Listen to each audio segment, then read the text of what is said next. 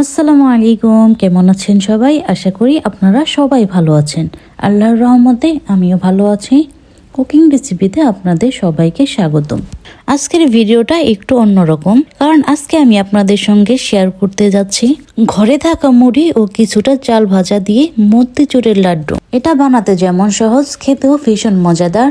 একবার বানিয়ে খেলে বারবার খেতে ইচ্ছে করবে। যারা ভাবছেন মুড়ি ও চাল ভাজা দিয়ে কিভাবে মতিচুরের লাড্ডু তৈরি করা যায়, আজকের ভিডিওটি তাদের জন্যই। তাহলে ভিডিওটি শেষ পর্যন্ত দেখতে থাকুন, কারণ আজকের এই রেসিপিটি ছোট বড় সবারই অনেক পছন্দের একটি রেসিপি। একবার বানিয়ে দিলে তারা বুঝতেই পারবে না এটা চাল ভাজা বা মুড়ি দিয়ে বানানো হয়েছে। তাহলে চলুন ভিডিওটি শুরু করা যাক। আমি এখানে আগে থেকে কিছুটা পানি ও সামান্য লবণ দিয়ে চালগুলো ভিজিয়ে রেখেছিলাম 1 ঘন্টার মতো। এখন একটা কড়াইতে সেই চালগুলো দিয়ে নেড়ে চেড়ে ভেজে নিতে হবে। একেবারে মুচমুচে করে ভেজে নিতে হবে। চাল ভাজার সময় অবশ্যই অনবরত নেড়ে চেড়ে দিতে হবে, না হলে নিচ থেকেই পুড়ে উঠবে, উপরের দিকে ভাজা হবে না। আর সেই সাথে চুলার আঁচটাও একেবারে মিডিয়ামে রাখতে হবে। দেখতেই পাচ্ছেন ভাজতে ভাজতে আমাদের চালটা একেবারে লালচে হয়ে আসছে। এই পর্যায়ে আমাদের চুলাটা বন্ধ করে দিতে হবে এবং একটা পাত্রে নামিয়ে এটা ঠান্ডা করে নিতে হবে। ঠান্ডা করার পর আপনারা চাইলে ব্লেন্ডারও করতে পারেন, আবার চাইলে পাটার সাহায্যেও বেটে নিতে পারেন। চালগুলো ঠান্ডা হতে হতে আমি মুড়িগুলো ব্লেন্ড করে নিচ্ছি। এখানে আমি 1 পা মতো চাল নিয়েছি আর তার সাথে মুড়ি নিয়েছি আধা কেজির মতো। আপনারা আপনাদের পরিমাণ মতো নিয়ে নেবেন। ফাঁকিটা একেবারে মিহি না করেও একটু দানা দানা রাখতে পারেন, এতেও খেতে ভীষণ মজা লাগে। আর তার সাথে কুড়িয়ে নিয়েছি একটা নারকেল। আপনারাও চেষ্টা করবেন নারকেল দেওয়ার জন্য, এতে করে খেতে আরো ভীষণ মজা লাগে। এখন এই চাল ভাজার গুঁড়ো এবং মুড়ির গুঁড়ো একসাথে ভালোভাবে মিক্স করে নিচ্ছি। ভালোভাবে মিক্স করে নেওয়ার পর এরপর এর মধ্যে একেবারে নর্মাল পানি দিয়ে একটা ডো তৈরি করে নিতে হবে। একেবারে নরম করা যাবে না। তার সাথে দিয়ে দিচ্ছি একটু আটা দেওয়ার কারণে ভাজার সময় আমাদের এই মুড়ির বা চালের গুঁড়োটা ছুটে যাবে না। আটা না দিলে এটা ভাজার সময় একেবারে ঝুরঝুরে হয়ে যাবে। সেই সাথে দিয়ে দিচ্ছি পরিমাণ মতো লবণ।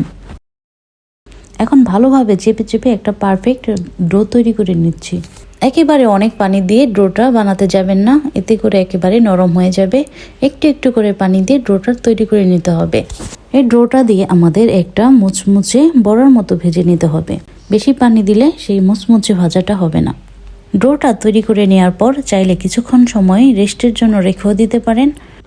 এখন চুলায় একটা প্যান বসিয়ে দিয়ে এর মধ্যে দিয়ে দিচ্ছি অনেকটা পরিমাণের তেল। তেলটা গরম হয়ে আসলে এর মধ্যে আমাদের বড়াগুলো ভেজে নিতে হবে। আমি এখানে ছোট ছোট করে বড়ার শেপটা দিয়েছি, আপনারা চাইলে একটু বড় করেও দিতে পারেন। তেলটা একটু বেশি করে দিলেই ভাজাটা বেশি মুচমুচে হবে।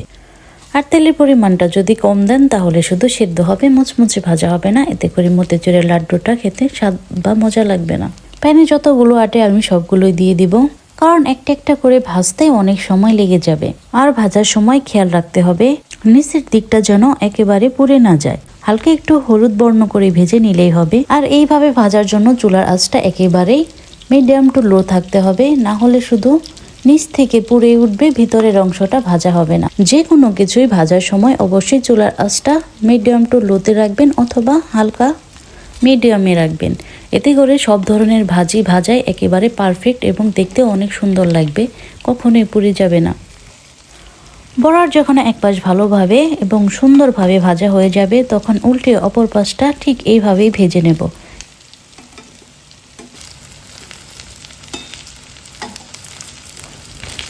সবগুলো উল্টে পাল্টে এরকম মুচমুচে যখন ভাজা হয়ে আসবে, এই পর্যায়ে আমাদের বড়াগুলো উঠিয়ে নিতে হবে। আমি এক এক করে এরকমভাবে সবগুলো বড়া ভেজে নিচ্ছি।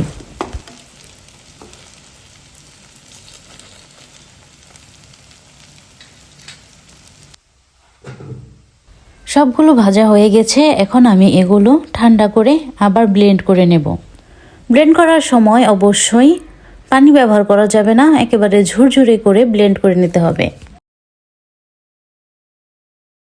ব্লেন্ড করার পর দেখতেই পাচ্ছেন কতটা ঝুরঝুরে হয়েছে।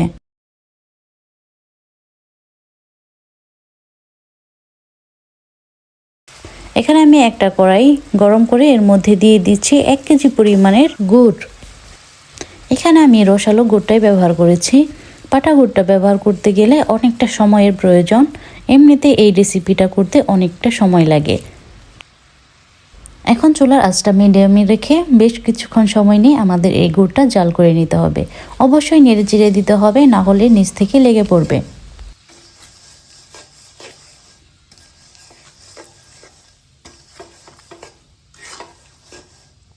নাড়াচাড়া করতে করতে গুড়টা যখন একেবারে গলে যাবে, এই পর্যায়ে আমি দিয়ে দিচ্ছি 2টা এলাচ এবং 2টা খাল। এটা আমি একেবারেই অপশনাল দিয়েছি, আপনারা চাইলে দিতেও পারেন আবার নাও দিতে পারেন। এইটা দেওয়ার কারণে মতিচুরের লাড্ডু দিয়ে সুন্দর একটা ফ্লেভার আসে, এই জন্য আমি দিয়েছি। অনেকেই আছে যারা এলাচ ও খালের গ্রানটা পছন্দ করে না, তারা অবশ্যই এটা স্কিপ করবেন। সেই সাথে দিয়ে দিচ্ছি 1 টেবিল পরিমাণ ঘি। ঘিটা দেওয়ার কারণে অনেক সুন্দর ফ্লেভার আসে। আপনাদের হাতের কাছে যদি ঘি থাকে তাহলে অবশ্যই ঘিটা দেওয়ার চেষ্টা করবেন। ঘি দেওয়ার পরেও বেশ কিছুক্ষণ আমাদের এই গুড়টা নেড়ে চেড়ে নিতে হবে। ততক্ষণ পর্যন্ত নেড়ে চেড়ে নিতে হবে যতক্ষণ পর্যন্ত না গুড়ের মধ্যে পাক চলে আসে।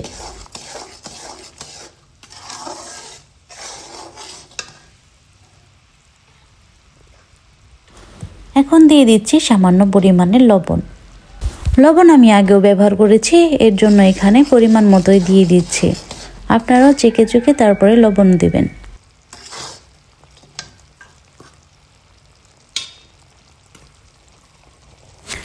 আর তার সাথে দিয়ে দিচ্ছি কোরানো নারকেল। নারকেলটা আমি এখনই দিয়ে দিচ্ছি। আপনারা চাইলে গুড় পাক হওয়ার পরেও নারকেলটা দিয়ে দিতে পারেন।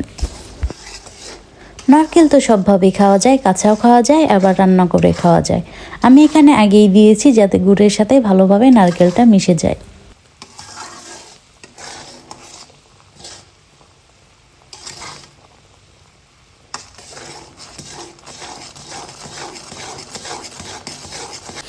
বেশ কিছুক্ষণ জাল করে নেওয়ার পর আমার গুড়ে পাক চলে এসেছে। পাক হয়েছে কিনা বুঝবেন কিভাবে? সামান্য পরিমাণের গুড় 1 আঙ্গুলের মধ্যে নেবেন এবং ওই আঙ্গুলের মধ্যেই আর 1 আঙ্গুল দিয়ে চাপ দিবেন এবং সেটা ছুটানোর চেষ্টা করবেন। যদি ছুটানোর সময় মাঝখান দিয়ে তারের মতো একটা কিছু হয়, তখন বুঝে নেবেন গুড়টা পাক হয়ে গেছে। একেবারে গরম গুড় হাতে নেওয়ার চেষ্টা করবেন না, তাহলে হাতটা পুড়ে যাবে। এই পর্যায়ে দিয়ে দিচ্ছি সেই মিশ্রণটা যেটা মুড়ি ও চাল দিয়ে তৈরি করেছিলাম। এখন নেড়েচেড়ে গুড়ের সাথে ভালোভাবে এই মিশ্রণটা মিশিয়ে নিচ্ছি। এমনভাবে মিশিয়ে নিতে হবে যাতে কোনো অংশ বাদ না থাকে, সমস্ত অংশে যেন ভালোভাবে পৌঁছে যায়। পাক আসার সাথে সাথে গ্যাসের চুলাটা অফ করে দিবেন, না হলে পাকটা বেশি এসে যাবে, তাতে করে গুড়টা খেতে তিতা লাগবে। গুড়টা নেড়ে চেড়ে সমস্ত উপকরণের সাথে ভালোভাবে মিশিয়ে নেওয়ার পর আবার একটু গ্যাসের চুলাটা অন করে দিচ্ছি, কারণ এতে করে যে ঝুলঝুল ভাবটা আছে ওগুলো এই মিশ্রণের সাথে ভালোভাবে মিশে আরও আঠালো হয়ে যাবে। ঝুলঝুল থাকলে তো আর লাড্ডু তৈরি করা যাবে না, এর জন্য শুকিয়ে নিতে হবে। গ্যাসের চুলাটা জ্বালিয়ে দেওয়ার পরও নেড়ে চেড়ে দিতে হবে, না হলে নিচ থেকে পুড়ে উঠবে। এভাবেই নেড়ে চেড়ে আরও 5-6 মিনিটের মতো জাল করে নিতে হবে।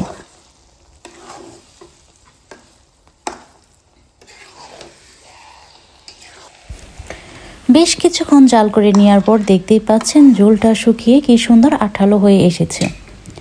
এই পর্যায়ে আমাদের গ্যাসের চুলাটা অফ করে 5-6 মিনিটের মতো ঢেকে রেখে দিতে হবে। একেবারে গরমটা দিয়ে লাড্ডু বানাতে গেলে হাতটা পুড়ে যাবে। 5-6 মিনিটের মতো ঠান্ডা করে নিচ্ছি। আবার একেবারেও ঠান্ডা করা যাবে না, তাহলে আর লাড্ডু বানানো যাবে না, ঝুরঝুরে হয়ে যাবে। লাড্ডু কিভাবে বানাবেন আমি দেখিয়ে দিচ্ছি। পরিমাণ মতো করে হাতের মধ্যে খামিরগুলো উঠিয়ে নেবেন, তারপর 2 হাত দিয়ে খামিরটা ঘোরাতে থাকবেন। ঘোরাতে ঘোরাতে যখন এরকম বলের মতো গোল হয়ে আসবে, তখন বুঝে নিতে হবে আমাদের লাড্ডু হয়ে গেছে। তো দেখতেই পাচ্ছেন কি সুন্দর গোল হয়েছে। এইভাবে এক এক করে সমস্ত লাড্ডুগুলো বানিয়ে নিতে হবে। আমার সব লাড্ডুগুলো বানিয়ে নেওয়া শেষ হয়ে গেছে। এখন আমি একটা আপনাদের ভেঙে দেখিয়ে দিচ্ছি ভিতরে দেখতে কতটা সুন্দর এবং ইয়াম্মি লাগছে। এটা দেখতে শক্ত লাগলেও ভিতরে একেবারে তুলতুলে এবং নরম হয়েছে। তো দেখতেই পাচ্ছেন কত সহজে আজকে এই রেসিপিটা হয়ে গেছে। এই রেসিপিটা বানাতে সহজ, কিন্তু বানাতে একটু সময় লাগে। মজার জিনিস খেতে চাইলে তো একটু সময় ব্যয় করতেই হবে। এইভাবে মুড়ি ও চাল ভাজা দিয়ে লাড্ডু বানিয়ে কারোর সামনে পরিবেশন করলে সে বুঝতেই পারবে না এটা কিসের লাড্ডু। আজকের ভিডিওটি এই পর্যন্তই ছিল। আপনাদের যদি আমার এই ভিডিওটি ভালো লাগে অবশ্যই লাইক, কমেন্ট এবং সাবস্ক্রাইব করে আমার পাশেই থাকবেন। দেখা হবে আবার কোনো নতুন ভিডিও নিয়ে। ততদিন পর্যন্ত ভালো থাকবেন, সুস্থ থাকবেন এবং নিজের যত্ন নেবেন। আর আমার ভিডিওটি যারা শেষ পর্যন্ত দেখেছেন তাদেরকে অসংখ্য ধন্যবাদ। আল্লাহ হাফেজ।